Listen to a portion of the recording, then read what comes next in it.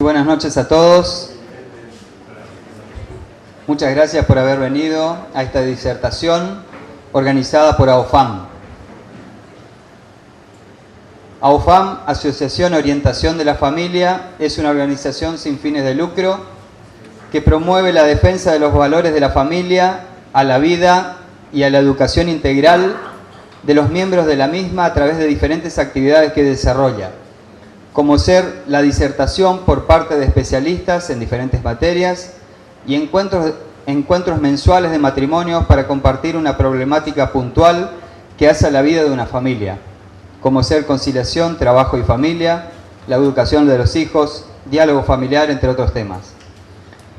Estas actividades no las podríamos hacer sin la enorme colaboración de empresas e instituciones que se ven comprometidas con estos valores fundamentales que hacen a nuestra sociedad, como en esta ocasión lo han sido particularmente las empresas Electromisiones, Sociedad Anónima, Pomaco, Sociedad Anónima, Imprenta Graficop, La Cachuera, Sociedad Anónima, Comunicarte, Asesoría en Comunicación en la persona de la licenciada Soledad Juliá, y al Colegio de Abogados que gentilmente nos prestó este local. Hoy nos toca tratar un tema de gran interés social y a la vez, diría, con un gran gris conceptual por parte de quienes conformamos la ciudadanía común, y que es la bioética, desde la concepción política y familiar. Para ello, hemos invitado al doctor Rafael Pineda, quien es de profesión médico, especializado en ginecología, profesor de ginecología en la Universidad Nacional de Rosario y en la Universidad Austral, donde además dirige el Departamento de Bioética y el Comité de Ética Hospitalaria del Hospital Austral. Además, es el jefe del Servicio de Ginecología del Hospital de Emergencias de Rosario y dirige el programa de formación de posgrado en la especialidad con más de 70 discípulos. También es miembro de la Academia Pontificia por la Vida y de la Academia Nacional de Medicina. Con ustedes, el doctor Rafael Pineda.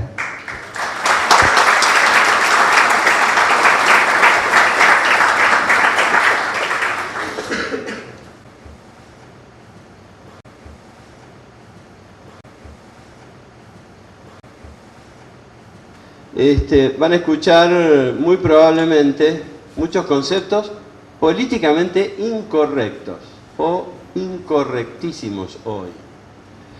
Pero bueno, han invitado a una persona que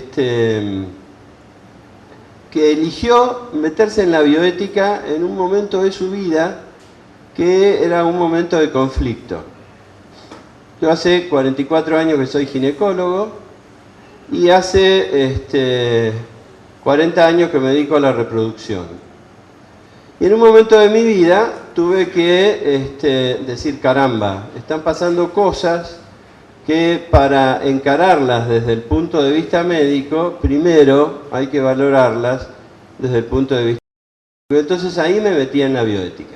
Una noche mi mujer me dijo, charlando de estas cuestiones de la reproducción artificial, mi mujer me dijo, ¿y vos te vas a meter en eso?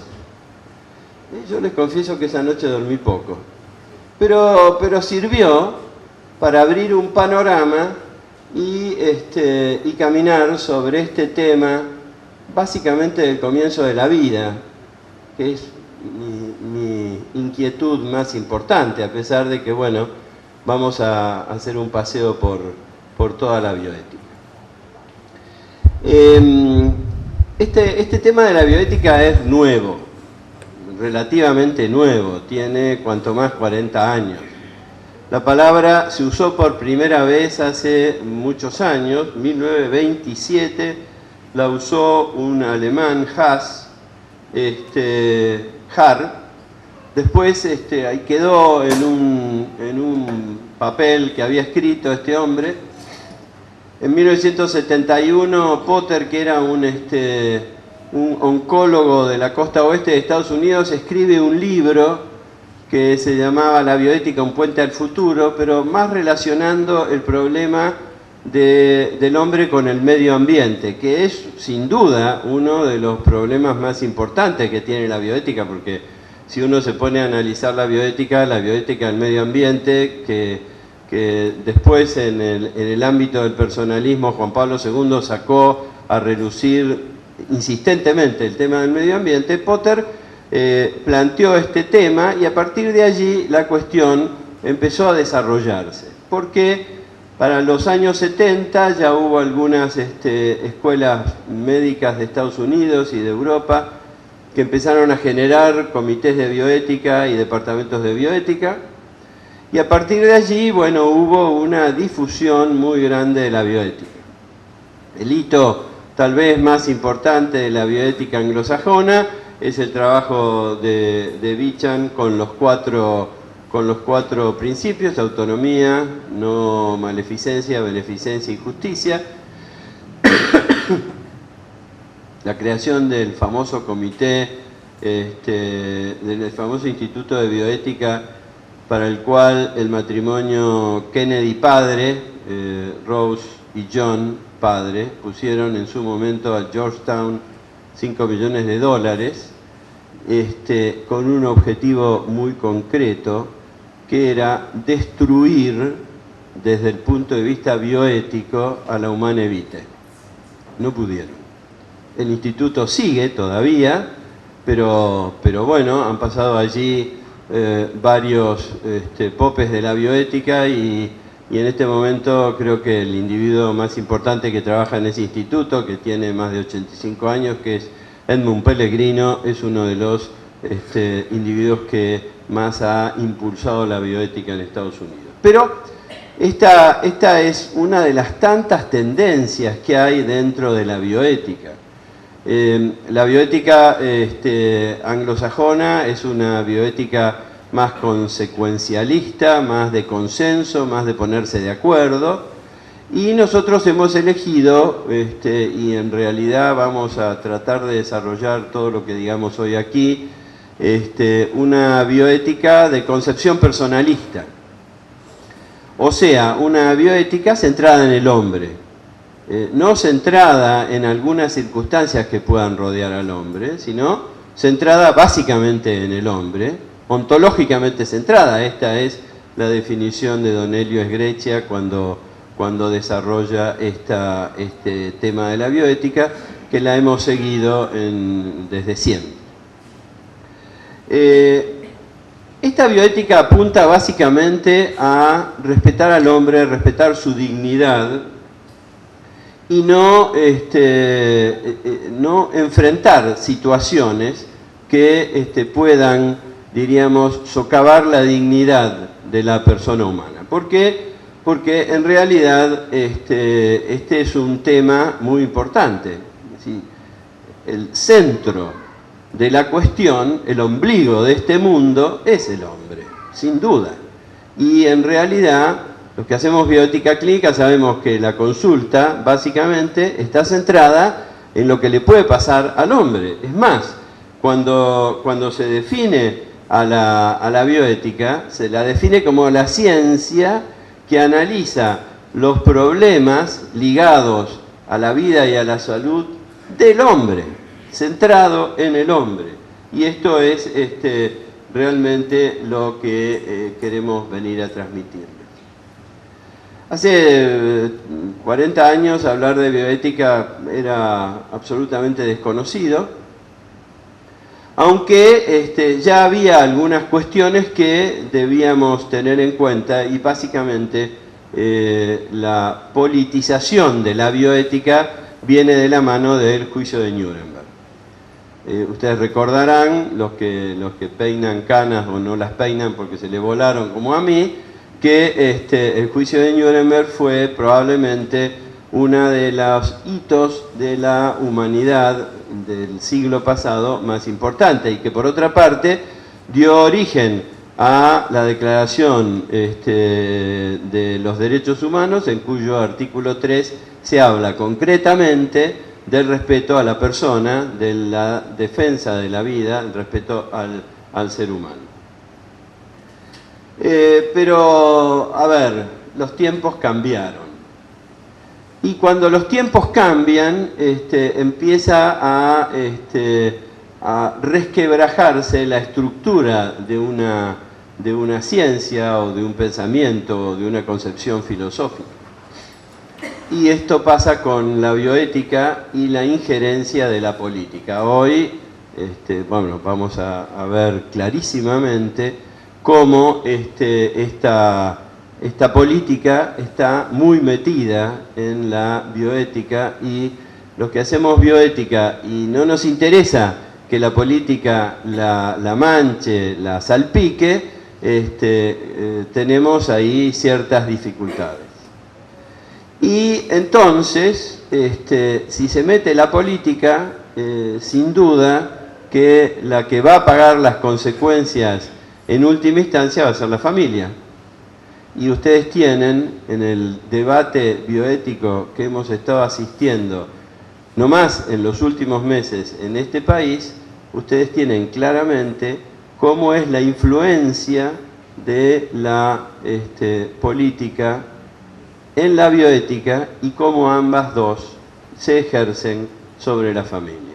Dos ejemplos muy claros que después analizaremos con un poco más de detenimiento son la modificación del Código Civil, que ayer se estuvo discutiendo en diputados, y la reciente ley de muerte digna. Esto es clarísimo, un efecto de la política sobre la bioética y sobre la familia. El mundo cambió en un plazo muy corto. Realmente ha habido fuertes transformaciones, laceraciones, que nos han dejado perplejos a los hombres. En realidad, el hombre de hoy, que está metido en la información casi al instante, hemos visto guerras en directo, está perplejo frente a ciertas y determinadas cosas, y además sumamente influenciado por opiniones, palabras, valores, formadores de opinión que desorientan al ser humano. ¿Y cuál es el resultado final? Empiezan a desaparecer los valores. El hombre ve con pesimismo lo que le rodea a su alrededor. Y entonces es empujado como una manifestación, es llevado a adherir a ideas que en realidad conceptualmente no tienen fundamentos para él. Él no tiene fundamentos para defenderlas y para aceptarlas. Pero como la mayoría opina, o como el opinador del programa de televisión de moda opina, entonces sigue esas opiniones. Y entonces se pierde el horizonte de los valores fundacionales de nuestra sociedad occidental. Los países del primer mundo, ustedes pueden mirar lo que está pasando en Europa hoy, han perdido este horizonte de los valores, y Europa está en este momento sumida en una crisis producto de una vida absolutamente sin sentido, sin valores, absolutamente relativa, y lógicamente cuando se termina lo que se termina, que es lo que llena el bolsillo, lógicamente la sociedad sucumbe y se derrumba. Y entonces la gente queda ahí perpleja porque no sabe cómo reaccionar frente a esta situación. Desde la medicina y desde la bioética uno debe reconocer que en estos últimos 50, 60 años ha habido cambios fantásticos, algunos positivísimos. Yo puedo decir que he vivido la ginecología desde cero a lo que es hoy, y he visto el cambio y he visto el progreso y lo que la ciencia le ha aportado a toda la medicina. Cosas altamente positivas. Pero también en ese progreso, en ese devenir de un cientificismo aplicado en lo tecnológico, tenemos cuestiones que vale la pena analizar, porque en realidad no están a favor del hombre, sino que muchas veces están en contra del hombre. Y entonces, si la bioética tiene que hacer ese análisis crítico, tenemos que decir que también la medicina ha tenido hoy retrocesos dentro de esos avances. La Enciclopedia de Bioética, que fue una realización de esta Universidad de Georgetown, la definía la bioética como el estudio sistemático de la conducta humana en el área de las ciencias de la vida y la salud, examinándola a la luz de valores y de principios morales. Entonces, si tenemos que examinar al problema desde las ciencias de la vida, tenemos que hablar básicamente de la vida y analizar estos problemas. Y hay una autora española, María Dolores Vilacoro, que yo la he conocido y he compartido con ella varias reuniones de la Academia Pontificia por la Vida, que ahora falleció, María Dolores. Ella decía que había varias maneras de mirar la bioética, desde lo teórico, desde lo clínico, que eso es lo que estamos acostumbrados a hacer los médicos que nos dedicamos a hacer medicina de consultorio y consulta de bioética clínica, desde lo normativo, que es propio de los abogados, y desde lo cultural, en donde aquí hay un matiz muy importante, porque esta influencia cultural o los cambios que la cultura plantea son los que muchas veces nos muestran cómo se va perdiendo el horizonte de los valores y cómo es necesario que volvamos a las fuentes, que volvamos a las bases. Una cuestión que es necesario que dejemos sentada desde el principio cuando vamos a analizar estos problemas de la bioética, es decir que en los últimos 20 o 25 años, muchos caprichos de la gente se han transformado en leyes para serenar las exigencias de la población. Y entonces es ahí en donde vemos cuestiones como las que vamos a analizar en este nuevo Código Civil o las leyes que autorizan el aborto en muchos lugares del mundo, o aquellas leyes que están ligadas, o aquellas costumbres que están ligadas a la reproducción artificial. Y entonces, terminan estos caprichos transformándose en leyes. Los problemas de actualidad terminan transformándose en leyes.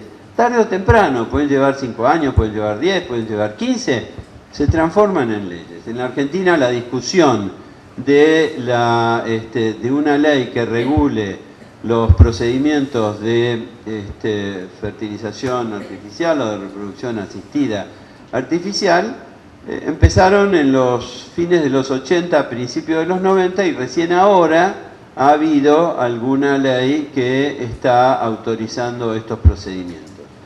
¿Por qué? Porque se han hecho tan generales, se han hecho tan exigentes, han cambiado ciertas y determinadas costumbres de la sociedad que hacen que la fertilidad de una pareja se vea reducida, y entonces el problema de la reproducción artificial se pone como un tema de actualidad en donde es necesario regular y es necesario apoyar. Y entonces ustedes habrán leído en más de una publicación que hay demandas para las obras sociales para que se abonen estos procedimientos. Lo que vamos a hacer ahora es charlar básicamente de los problemas bioéticos que se dan al comienzo de la vida y al fin de la vida. Para hablar de los primeros, de hablar de los comienzos de la vida, uno tiene que retrotraerse a la posguerra, los años 48, 50, 60, en donde el mundo se planteó una serie de disyuntivas. En realidad, no las planteó el mundo, sino que las planteó básicamente los países del primer mundo, que querían de algún modo resolver la limitación del crecimiento poblacional, tomando las teorías de Malthus, que tenían 150 años, pero que era bueno en su momento reflotarla. Tanto Malthus como lo que pasó después de la guerra,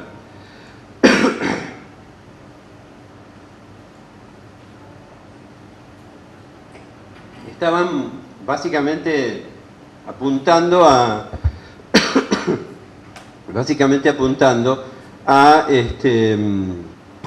limitar el crecimiento de ciertos niveles sociales, no de todos los niveles sociales.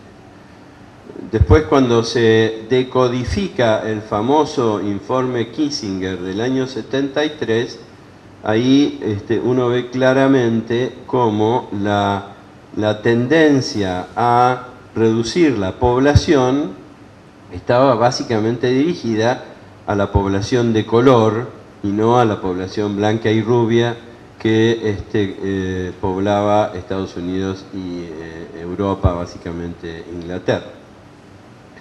Entonces, el primer concepto, el concepto malthusiano, era que, bueno, no nos íbamos a quedar sin alimentos, no íbamos a poder alimentar a la gente, y entonces de algún modo había que reducir la población mundial.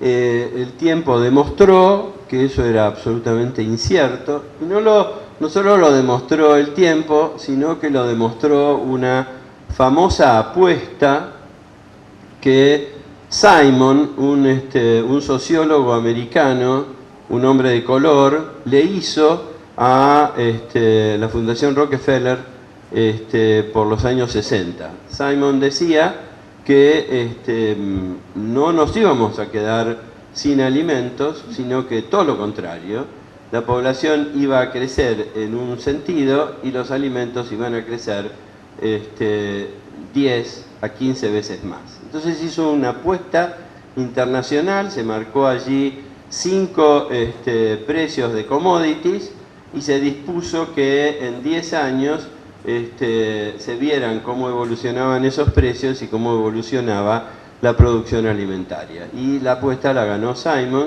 y la Fundación Rockefeller tuvo que pagar una suma de dinero que Simon después dedicó para trabajos sociales.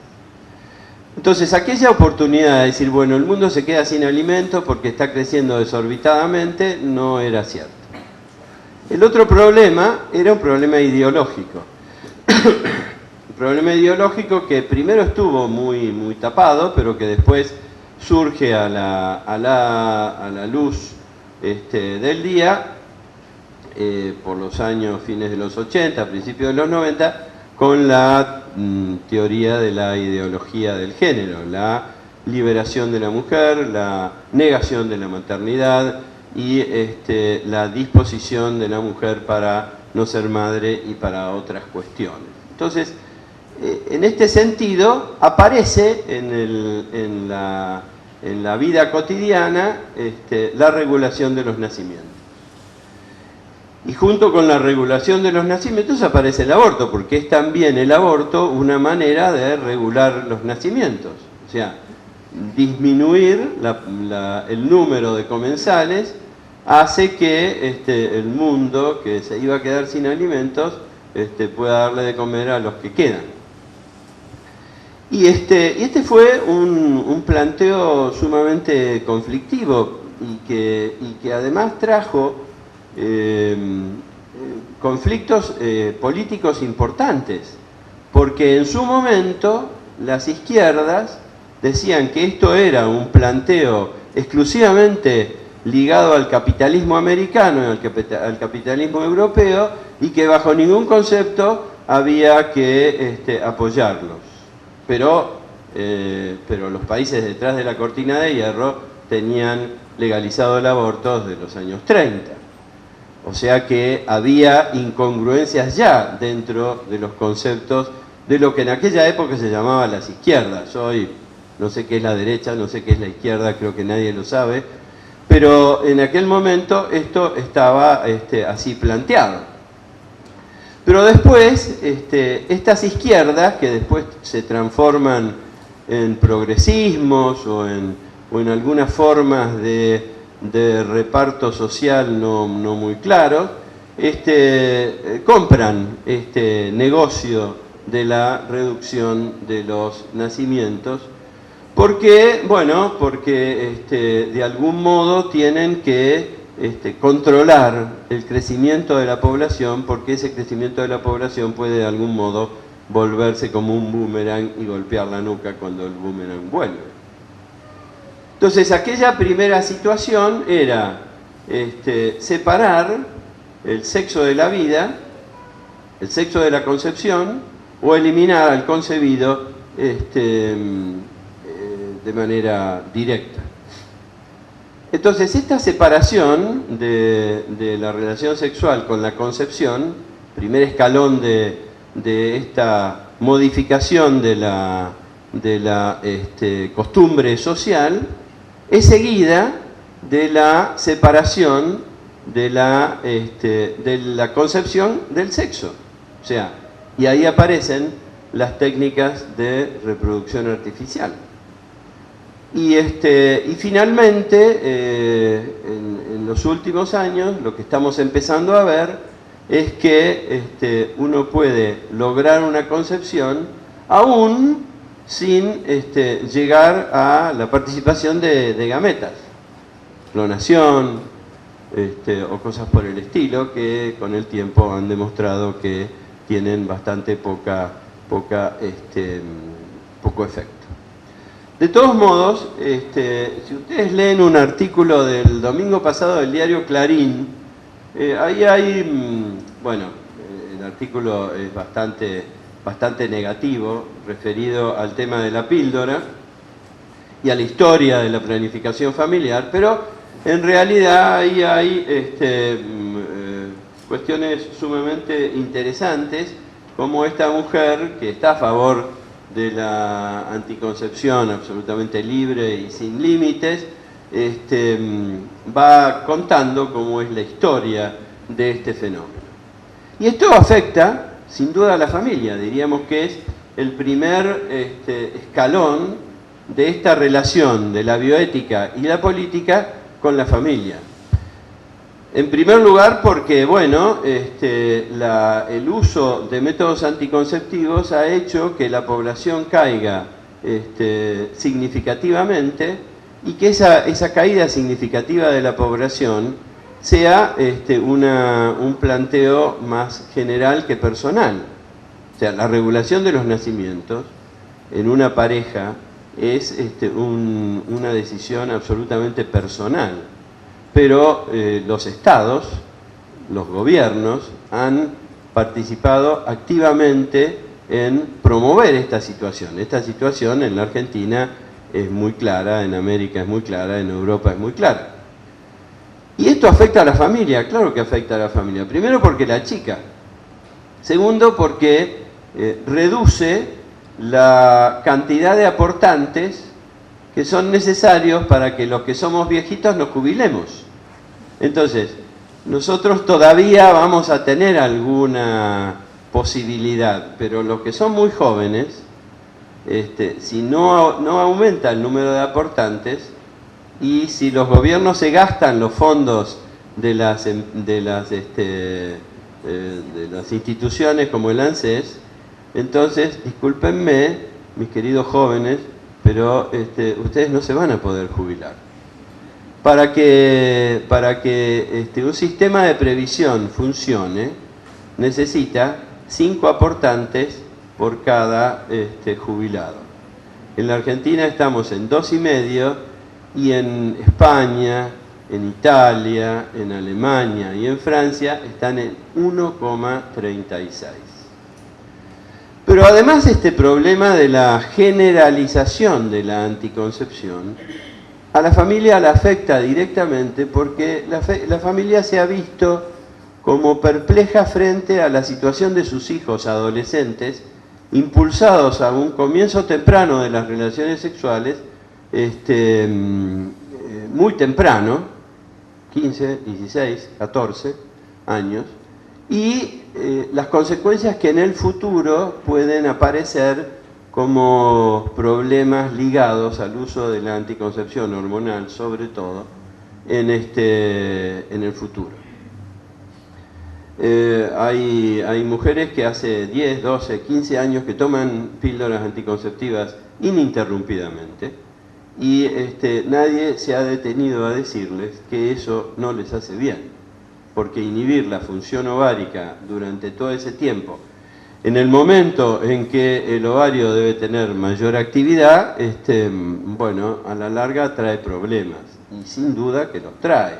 Ya hay estadísticas que muestran que mujeres que han usado desde jóvenes anticonceptivos por más de 6 a 8 años prácticamente sin descanso, tienen un aumento de la incidencia de cáncer de mama en los 15 años que siguen, y no en vano estamos viendo cánceres de mama en mujeres de menos de 35 años.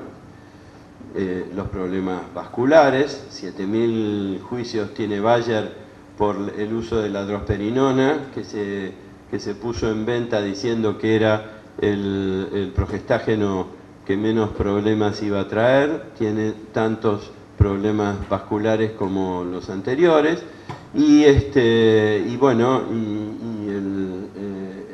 la tranquilidad de una relación sexual ha aumentado en la incidencia de enfermedades de transmisión sexual. Afecta a la familia. El otro problema que de hecho afecta a la familia es el problema de la reproducción. ¿Qué pasa hoy? Hoy los jóvenes primero se ponen de novio muy tardíamente. O sea, terminan su facultad, hacen posgrados, conviven, y entonces cuando, bueno, tienen armada su estructura económica, más o menos bien, deciden tener un hijo. Y bueno, y entonces ocurre que después de los 30 la fertilidad empieza a caer. Si uno habla de que el periodo de mejor fertilidad de una mujer y de un varón es alrededor de los 20 a 30 años, pasados los 30 empieza a perder aproximadamente un 25% de capacidad reproductiva cada quinquenio, con lo cual la posibilidad de un embarazo espontáneo es muy baja después de los 35 o 40 años, y entonces allí se recurre a las técnicas de reproducción artificial. Y las técnicas de reproducción artificial no siempre resuelven los problemas, y entonces después de los 40 hay que recurrir a la donación de embriones o la donación de óvulos, y entonces estamos allí frente a un gravísimo problema. El problema ético de la reproducción artificial tiene básicamente dos vertientes. La vertiente del cómo se logra esa concepción, separando absolutamente el acto natural y lógico para la concepción de todos los que estamos aquí, porque estoy seguro que aquí no hay nadie que haya nacido por técnicas de reproducción artificial, o sea, separar el acto sexual del mecanismo reproductivo habitual. Y por otro lado, y desde el punto de vista ético, tanto peso como aquel, los problemas que están ligados básicamente a la manipulación embrionaria. Lo que se llama el caso simple, o sea, la fecundación de un óvulo con un espermatozoide de su esposo, de su pareja, se ha ido perdiendo. O sea, la fertilización, las técnicas de reproducción artificial nacen básicamente para resolver los problemas de obstrucción tubaria. Luego se utilizan también frente a las esterilidades a las cuales no se le encuentra causa. Y después aparece, allá por fines de los 80, principios de los 90, lo que se llama el ICSI, o sea, la inyección intracitoplasmática del espermatozoide, cuando el espermatozoide ni naturalmente ni en el laboratorio puede penetrar un óvulo. Entonces, esta técnica, la técnica del ICSI, fue una técnica de experimentación humana lisa y llana, nunca tuvo base científica experimentada en animales. Hubo un grupo de la ciudad de Palermo que empezó a trabajar con esto y a partir de allí se diseminó esta técnica y hoy es prácticamente la técnica que se utiliza para resolver los problemas masculinos en el varón. Pero con el correr del tiempo se empezó a investigar por qué un espermatozoide no puede entrar en un óvulo naturalmente o no lo puede hacer en una cápsula de Petri, en el laboratorio. Y se llegó a demostrar que efectivamente había ahí una situación que impedía que ese espermatozoide lo hiciera, porque estaba incapacitado genéticamente por una mutación del gen AZ, que es el gen que regula la producción espermática, y entonces forzar esa penetración técnicamente en el laboratorio generaba hijos con el mismo problema que sus padres. Menudo problema bioético, al punto tal de que hoy no se debería hacer un ICSI si tuviéramos la certeza de que el varón tiene un problema génico en sus espermatozoides. La técnica de reproducción artificial implica la maduración de muchos folículos, la generación de muchos embriones, pero todos los embriones no se pueden transferir porque lógicamente tenemos graves problemas para la madre. Entonces nace a fines de los 80 en Australia la congelación de los embriones. Se calcula que han nacido ya desde Louis Brown, 1978 hasta ahora, aproximadamente 5 millones de personas por técnicas de reproducción artificial. Si multiplicamos eso por aproximadamente 8 a 10 embriones que se han generado en el procedimiento, en la técnica, vamos a tener 50 millones de embriones congelados, de los cuales 40-45% están muertos, no sirven. El proceso de congelación, descongelación mata a los embriones por la cristalización del líquido que hay dentro de la célula. Y de los 50% restantes, un 25% no va a funcionar, otro 25% podrá ser transferido, pero solo van a ser entre el 6 y el 8% de ese total. ¿Y qué hacemos con 50 millones de personas congeladas? Que en realidad los que vemos este problema desde una mirada de respeto a la persona, espanta pensar que hay tantas personas congeladas en espera de la nada, porque no hay ninguna posibilidad real y cierta de que a esas personas se les pueda dar la posibilidad de la vida. Desde 1973, que con el famoso caso Roe versus Wade, Estados Unidos legaliza el aborto, ha habido menos abortos en Estados Unidos que embriones congelados hay en el mundo. Lógicamente, la transferencia de embriones no se puede hacer, como les decía, de muchos embriones, sino que hay que transferir 2, después de los 40 tal vez 3, técnicamente hoy se está tendiendo a transferir 1, pero a veces se transfieren más y entonces ocurren embarazos múltiples. Y los embarazos múltiples son sumamente riesgosos para la madre y absolutamente riesgosos para los fetos porque pueden progresar y avanzar, pero tienen una altísima chance de muerte. Entonces, ¿qué ha inventado el especialista que trata de darle a una pareja, a un matrimonio, un hijo para que se lo lleve a su casa? La reducción embrionaria, o sea, el aborto selectivo intraútero de algunos embriones para dejar funcionando cuanto más 1 o 2. Estoy haciéndoles así como al pasar una enumeración de los problemas bioéticos que plantea la reproducción artificial. Otros problemas que se han planteado con la reproducción artificial son los que se llaman los bebé medicamentos. No sé si ustedes han visto una película que tendrá 2 años o 3 que se llama My Sister's Keeper o La decisión más difícil. Y bueno, ahí tienen el ejemplo muy claro de lo que es un bebé medicamento.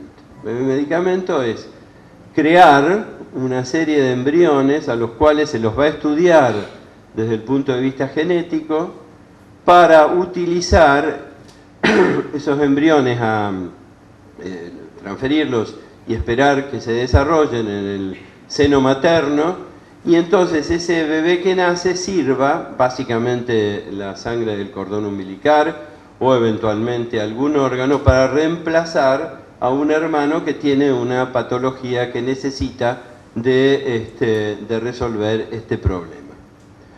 Cuando en el mundo hay una red de almacenamiento de sangre de cordón umbilical que podría resolver básicamente esos problemas. Esto es claramente el bebé medicamento. Si ustedes ven la película, es una película fuerte, dura, en donde hay una niña que es concebida para resolver el problema de una leucemia que tiene su hermana mayor, y como consecuencia después de la leucemia habría que hacer un trasplante renal. Bueno, véanla la película, ese es un ejemplo claro y valiente que ha hecho el cine norteamericano sobre este tema. Bueno, decíamos que hay una cantidad de embriones congelados. Estos embriones pueden donarse, o sea, se puede hacer lo que se llama la donación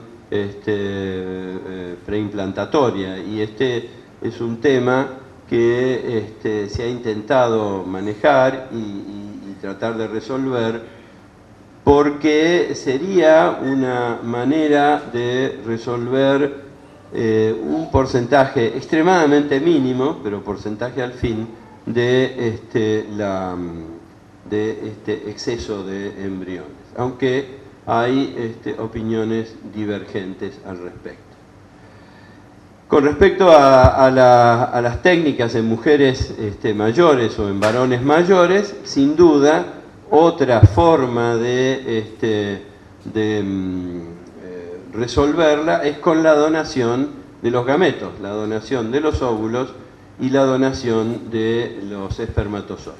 Y aquí se plantea un grave problema de identidad personal, y esta es la discusión que se está dando hoy, sobre todo en Europa, si se abren los archivos o si no se abren los archivos respecto a quiénes son los padres biológicos y reales de estos seres creados por inseminación artificial o por donación de embriones o de óvulos. Y habrán leído ustedes hace 6 meses o tal vez un poco menos, principio de año, un caso de un individuo que era padre de aproximadamente unos 150 personas en un área de Estados Unidos por donación de esperma. Está bien, ese es un superpadre, pero el grave problema es el problema de la consanguinidad, porque si hay un padre único, generador de muchos hijos en un ambiente geográfico cerrado, ahí hay graves problemas de que 2 hermanos o 2 semi-hermanos se casen, y entonces aparece el problema de la consanguinidad con todas las enfermedades que la consanguinidad puede traer. Hace un mes más o menos, la autoridad es lo que se llama la HE, la autoridad que rige en Inglaterra todas las técnicas de reproducción artificial, de manipulación de tejidos, etcétera, permitió lo que se llama la transferencia de un núcleo, carga genética, a un óvulo de una mujer que no tenga enfermedad mitocondrial. Y esto hace que básicamente podamos tener 3 padres o más en un mismo ser humano con también las mismas situaciones biológicas y legales que esto plantea. En este camino de buscar el hijo más sano, bueno, primero apareció el diagnóstico prenatal, o sea, la biopsia corial o la aspiración del líquido amniótico, para detectar las malformaciones o las alteraciones genéticas que puedan aparecer en un ser humano en gestación. Esto hizo que la cifra de síndrome de Down que nacieron en los últimos 10 años en España cayera el 90%, pero no por una técnica de terapéutica, sino por un aborto selectivo, eugenético, para eliminar a todos los Down que existen en el mundo. O sea, la idea es esa. Y entonces, para evitar esta situación, y esto viene a cuento de lo que les contaba del diagnóstico preimplantatorio y del bebé medicamento, hoy se estudian a los embriones y se seleccionan embriones que no puedan tener, hasta donde se conoce hoy, ninguna tara genética. Hay una autorización también de esta autoridad de Inglaterra de eliminar aquellos embriones que tengan una mutación del BRCA1-2, que son dos genes que regulan, que son oncogenes, o sea, genes que producen cáncer, que cuando están desregulados pueden generar cáncer de mama, cáncer de colon, cáncer de ovario, cáncer de endometrio. Entonces, si son concebidos estos seres, es mejor eliminarlos para evitar que se produzca esta nueva concepción de una persona con posibilidad remota de tener un cáncer de mama, un cáncer de colon, etc. Con respecto a la modificación del Código Civil, que esto está ventilándose bien recientemente en estos días, ayer hubo toda una defensa, se empezó a discutir en la Cámara. El Código Civil, la modificación del Código Civil en lo reproductivo tiene mucho que ver con la familia, porque además tiene mucho que ver con la adopción, tiene mucho que ver con la generación de familias monoparentales o monosexuales. Y entonces el Código plantea un concepto que es bastante nuevo, que es el de la voluntad reproductiva, que va a permitir que una persona que demuestre que tiene voluntad reproductiva, que quiere tener descendencia, pueda acceder libremente a cualquier técnica que le resuelva ese deseo de paternidad, maternidad, exista o no exista un padre y una madre. Y esto es un problema muy serio, que los abogados seguramente podrían dar mucho más fe de lo que puedo decir yo respecto a esto, pero que desde el punto de vista bioético, sin duda significa una complicación muy importante, porque estamos perdiendo el sentido de la dignidad del hijo, que pasa de ser un hijo deseado a un instrumento de resolver un capricho que surge de esta voluntad reproductiva. Bueno, y como hace rato que los estoy cansando ya, quiero decir unas pocas cosas finales sobre el final de la vida. Y sobre todo esta ley de muerte digna que hemos tenido de reciente aprobación, aunque no está reglamentada. La ley tiene algunas cosas positivas. Básicamente lo que tiene de positivo es que limita todos aquellos procedimientos extraordinarios en un individuo que está en el final de su vida y que esos procedimientos extraordinarios no le sirven absolutamente para nada, simplemente para prolongar su vida y para prolongar sus padecimientos. Pero sí tiene un núcleo duro, difícil de digerir desde el punto de vista bioético, y que es el tema de la cesación de los medios básicos ordinarios para el sostén de la vida, como son la hidratación y la alimentación. En este sentido, hay muchos casos muy bien conocidos, pero los más nuevos, los más recientes son Eliano Ungaro en Italia y Terry Schiavo en Miami, casos que se plantearon básicamente por una cuestión de herencias y que se tenía a estos pacientes como en estado vegetativo persistente, que se las alimentaba y se los hidrataba naturalmente, y como cualquier estado vegetativo podrán tener o no conexión básica o no básica con el medio, pero que eran personas enfermas con una limitación de su relación, que hoy es muy bien conocida. ¿Cuál es el problema del estado vegetativo? El estado vegetativo es una rotura de la relación de la persona con su medio, aunque hoy se han demostrado, ya hay estudios muy interesantes que demuestran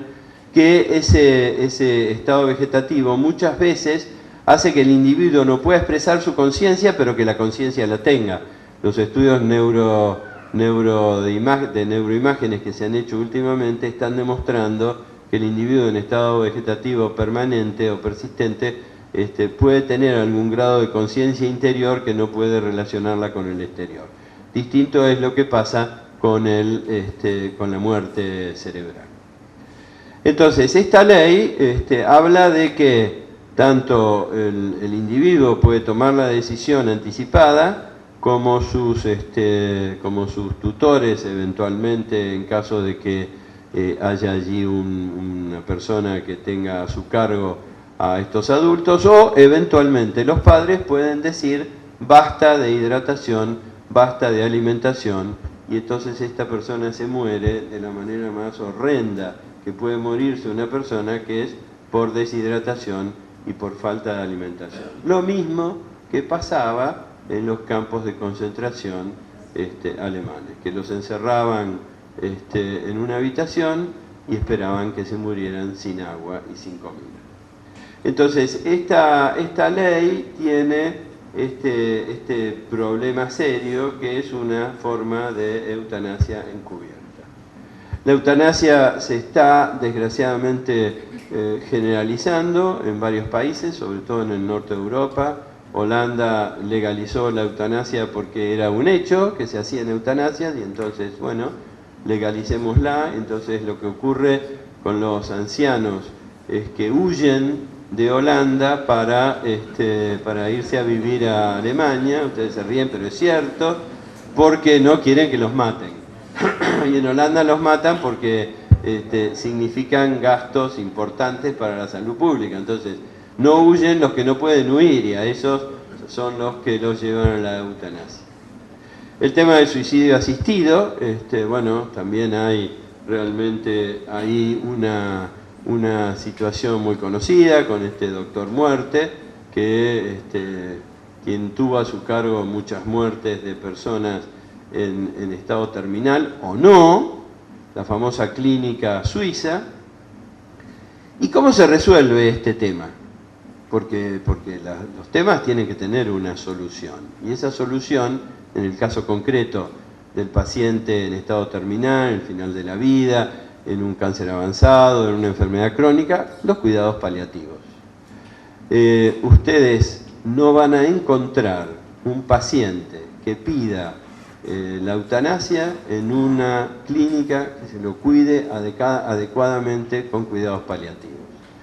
La Sociedad Española de Cuidados Paliativos está absolutamente en contra de la eutanasia y del suicidio asistido, y ha reconocido que la famosa película esta Mar Adentro fue un golpe bajo a la opinión de los españoles, porque en realidad el desarrollo de los cuidados paliativos hace que el individuo que tiene una vida digna al final de su existencia pueda tener también, como consecuencia de esa vida digna, una muerte digna.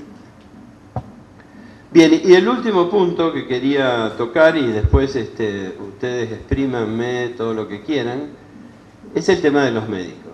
Acá hay médicos, yo soy médico, yo soy el primer objetor de conciencia de la provincia de Santa Fe, en 2006, cuando aparece el protocolo famoso de los abortos no punibles. Bueno, ahí planteé mi objeción de conciencia. Los médicos estamos acorralados por los sistemas y debemos exigir la defensa de nuestros derechos. En la Argentina la objeción de conciencia es un derecho, en muchos lugares del mundo también lo es. Hay muchos que están queriendo hacer que la objeción de conciencia se caiga y nos quieren obligar a situaciones que están absolutamente reñidas con la conciencia. Carlos decía que yo he tenido la suerte de formar más de 70 personas, especialistas en ginecología, la mayor parte, y después en los últimos años ginecología y obstetricia.